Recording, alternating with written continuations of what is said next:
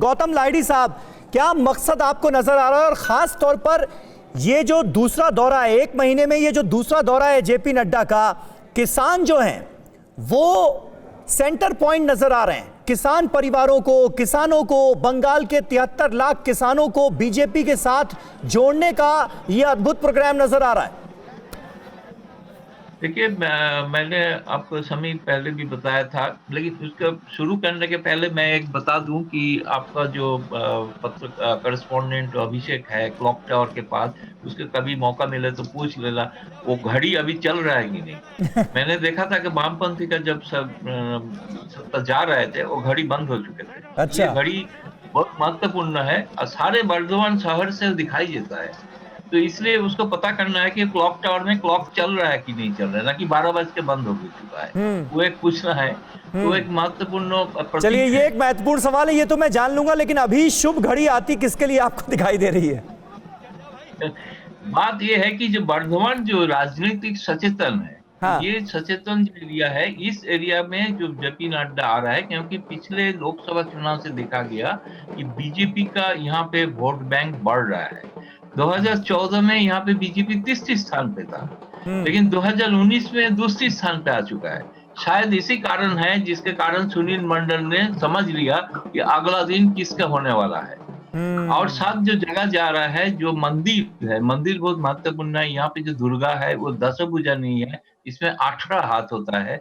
और माना जाता है यहाँ पे जो अगर कोई कामना करते हैं वो कामना पूरा होते हैं। तो इसलिए जेपी नड्डा जो आ रहा है वो कामना पूरा करने के लिए आ रहा है। हाँ। हाँ। बर्धमान बहुत जगह है जहाँ पे खेती का लिए मशहूर है। बंगाल का सारे जो अनाज वो जाता है, खास तौर पे चावल, चावल के लिए मशहूर है। इसलिए इसलिए एक मुट्ठी चावल प्रोग्राम जानबूझ के एक पॉलिटिकली सिग्निफिकेंट करके बताया है। इसलिए जो बात जो है कि पहले से तृणमूल का गढ़ थोड़ा सा ध्वस्त हुआ है लग रहा है।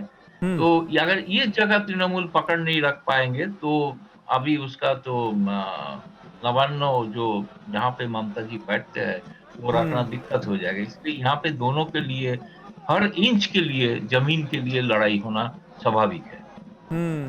अच्छा, लाहिड़ी साहब, ये लगातार देखिए कहा जा रहा था, और जो ऑपोजिशन है वो किसानों के मुद्दे को आज बीजेपी के खिलाफ एक बड़ा मुद्दा बनाता हुआ नजर आ रहा है, और ऐसा लग रहा था कि भाई बंगाल में जो किसानों का मुद्दा है वो कहीं उल्टा ना पड़ जाए। लेकिन यहां तो हम देख रहे हैं किसानों के मुद्दे पर फ्रंट फुट पर खेलती हुई नजर आ रही है बीजेपी। और साफ तौर पर कैलाश विजयवर्गीय से अभी हमारे सहयोगी बात कर रहे थे, तो उन्होंने कहा कि पश्चिम बंगाल का जो किसान है वो पूरी तरह से केंद्रीय कृषि कानूनों का समर्थन कर रहा है, हमारे साथ है।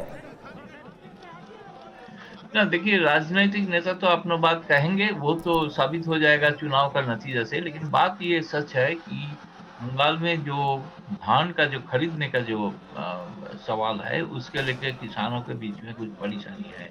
हाँ। सरकार ने उसका एमएसपी बहुत बढ़ाया था, ये भी साथ सच है। लेकिन साथ साथ ये भी है कि बहुत जगह पे किसान बेच नहीं पाया है। तो एक नाराजगी किसानों का बीच में है। किसान केंद्र का नहीं देख पा रहा है, बंगाल का किसान सामने देख रहा है ममता सरकार को। इससे जितना नाराजगी है, अगर उसके जो असंतोष है वो ममता सरकार के खिलाफ ही ज्यादा है। वहां पे वामपंथी लोग कुछ परिक्रम किया है केंद्र का कानून के खिलाफ।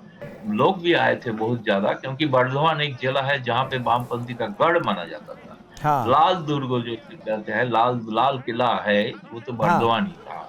लेकिन वहां से ध्वस्त होने के बाद तृणमूल का गढ़ बना। तृणमूल से अभी धीरे धीरे जमीन जिस गांव में जा रहा है, शायद उस गांव में अभी भाजपा का पंचायत बना है।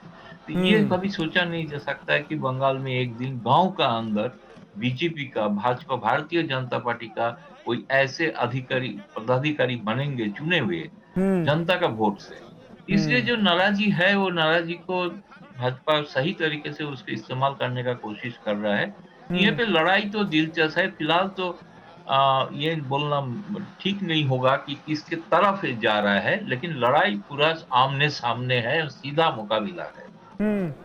अच्छा लाइडी साहब, क्या आप भी ये अंदेशा जता रहे हैं कि इस बार पिछली बार की तुलना में इस बार क्या पहले चुनाव कराए जा सकते हैं, क्योंकि वो सीबीएसई का बोर्ड एग्जाम भी शुरू हो रहा है मई के पहले हफ्ते में ही इनफैक्ट। तो क्या इस बार मिड मार्च तक जो खबरें आ रही हैं कि मिड मार्च तक चुनाव जो हैं वो शुरू कराए जा सकते हैं, क्योंकि लंबा प्रोसेस होगा, ये तो हम सब मान रहे हैं, 7-8 चरणों में चुनाव होंगे, तकरीबन 45 दिन उसमें भी लगने हैं, तो क्या ये मुमकिन है क्या?